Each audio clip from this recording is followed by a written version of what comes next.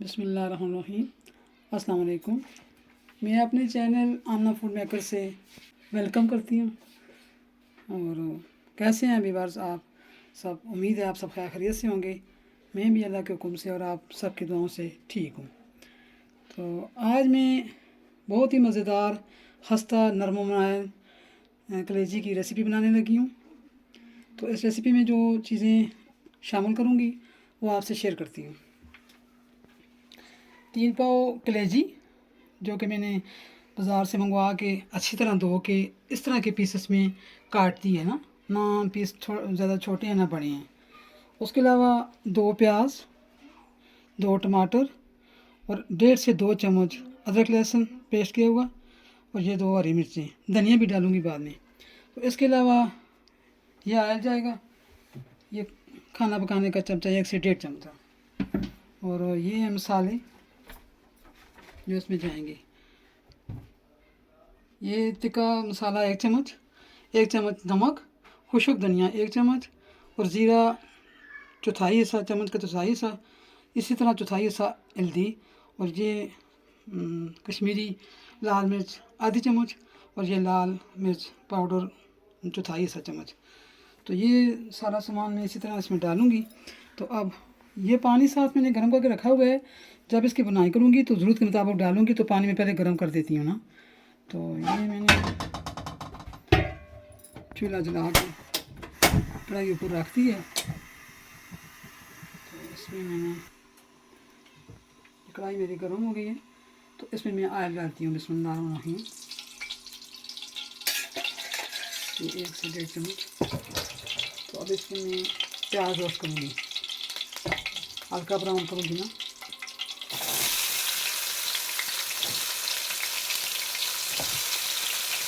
तो ध्यान रहे कि चूल्हे की आंच ज़्यादा तेज़ ना हो।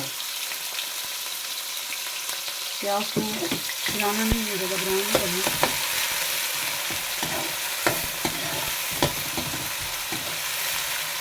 तो बहुत ही मज़ेदार लजीजा और नरम मुलायम इंशाअल्लाह कलेजी की रेसिपी बनाने लगी हूँ। आप इसी तरह मेरे वीडियो को बनाएंगे, मेरे वीडियो को पूरे देखना।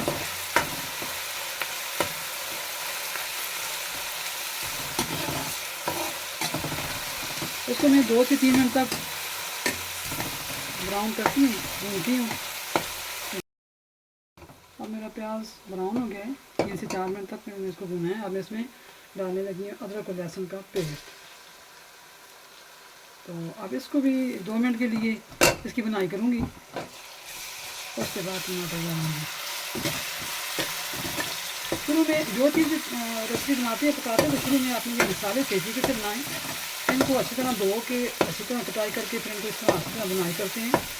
उसके बाद कोई सब्ज़ी बनाएं, गोश्त बनाएं, दाने बनाएं या कलेजी वगैरह मज़ारी कुछ चीज़ बनाएं तो उसको बाद में भूनने में सही होता है। तो मसाले से ही भुने हुआ तो फिर सालों में सही बनता है।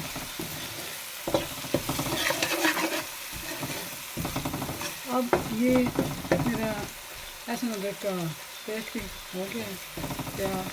अब इसमें टमाटर डालने लगी।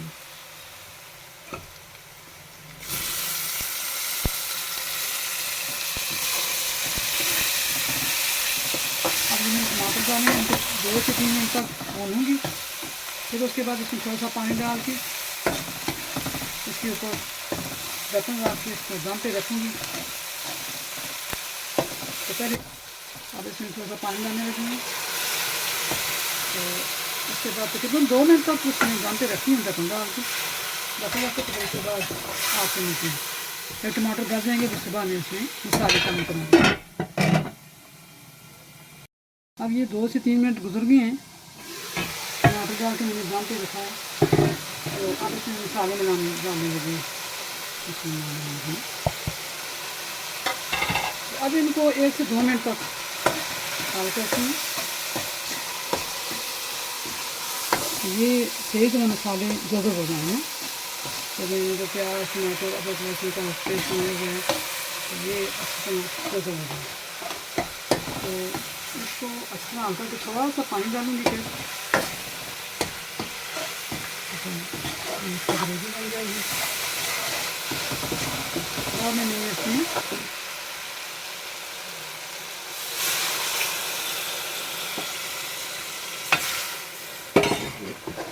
ये इसकी अच्छी तरह ग्रेवी बन जाएगी। तो ये मेल्ट हो गया मेरा टमाटर गल के। तो अब इसमें मैं कलेजी डालने लगी हूँ। इसमें वही मैं कलेजी डालने लगी। तो अब इसको बहुत ही आराम से ना चमचे की मदद से मिक्स करना है मसाले में। ज़्यादा वो नहीं लगाना कि ये कलेजी टूटे ना ना, ऐसे किनारे किनारे से ज़रा चमचा लगा के इसमें सारे मसाले जज़ब करने हैं। तो अब इसको मैं इसी तरह 3 से 4 मिनट तक ढक्कन दिए बगैर इसकी बुनाई करूँगी। फिर मिलती हूँ। अब ये मैंने 4 से 5 मिनट तक इसकी बुनाई की है। तो कलेजी के बाद मैंने पानी नहीं डाला क्योंकि कलेजी खुद अपना पानी छोड़ती है। तो फिर इसलिए उसको अच्छी तरह बुनाई इसकी करनी होती है कि बीच में कच्ची ना रहे ना। बीच में कच्ची रहेगी तो फिर खाने में इसका जायका अच्छा नहीं होता, कच्ची कच्ची कच्ची महसूस होती है। तो फिर इसलिए इसको मैंने इस तरह मसाले में बुनाई की है। अब इसमें मैं पानी डालने लगी हूँ। तो आप भी जितना पानी डालना चाहें, जितनी ग्रेवी चाहिए आपको ना, तो मुझे ज़रा ग्रेवी वाली ग्रेवी चाहिए। इसी में अपनी इसमें ज़रूर पानी इसमें डालूँगी।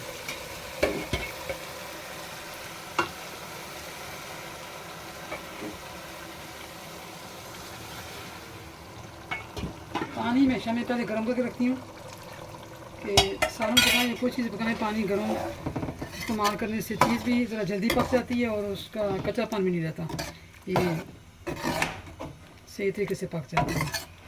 तो याद रहे कि अपना कोई चीज़ भी खाना पकाना करें तो अपने हाथों को, बर्तन को अच्छी तरह धोएं। सब्ज़ी को या गोश्त जो चीज़ पका रहे हैं उसको भी अच्छी तरह धोएं और बिस्मिल्लाह शरीफ पढ़ना ना भूलें।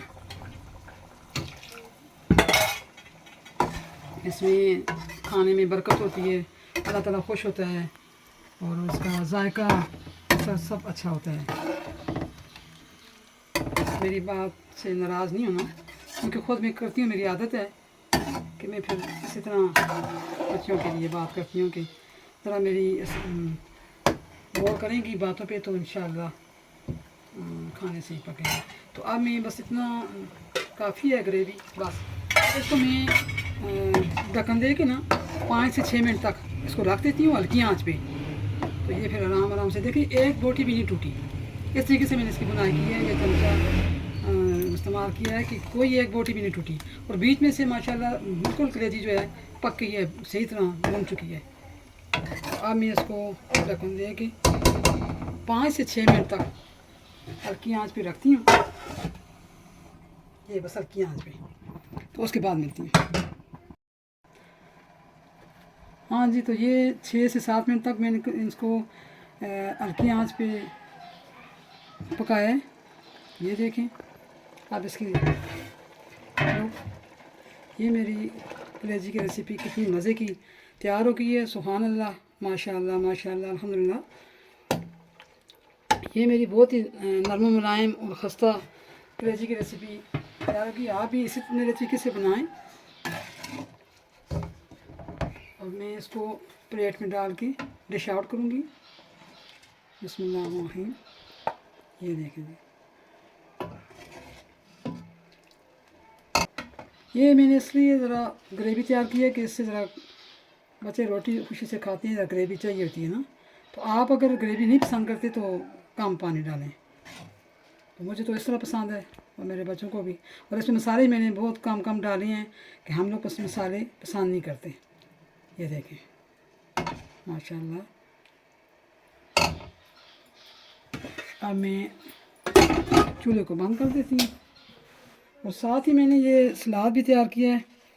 ये टमाटर केचप, ये जो चटनी बनाई है इसमें मैंने हरा धनिया, हरा पुदीना, हरी मिर्चें और इसी तरह तिमर, अनारदाना, लहसुन, अदरक सब कुछ डाल के मैंने चटनी बनाई है। बहुत फ़ायदेमंद चटनी होती है और बहुत जायके वाली अच्छी होती है। तो ये हम सब लोग खुशी से खाते हैं इसको। तो ये अगर आपको मेरी ये कलेजी की रेसिपी पसंद आई हो तो मेरे हौसला अफ़ज़ाई के लिए आप मेरे चैनल को ज़रूर सब्सक्राइब करें और मेरी वीडियो को लाइक और शेयर भी करें, साथ ही बेल के बटन को भी दबा दें। इससे मुझे बहुत ज़्यादा हौसला अफ़ज़ाई मिलती है और सपोर्ट मिलती है। मुझे आप सबकी सपोर्ट की बहुत ज़रूरत है। तो इसी रेसिपी के साथ मैं इजाज़त चाहूँगी। फिर मिलूँगी एक इसी तरह नई मज़े की रेसिपी के साथ। तब तक आप अपना और अपने बुज़ुर्गों का, बच्चों का बहुत ज़्यादा ख्याल रखें और मुझे अपनी दुआ में याद रखें। अल्लाह हाफ़िज़, फ़ी अमानिल्लाह।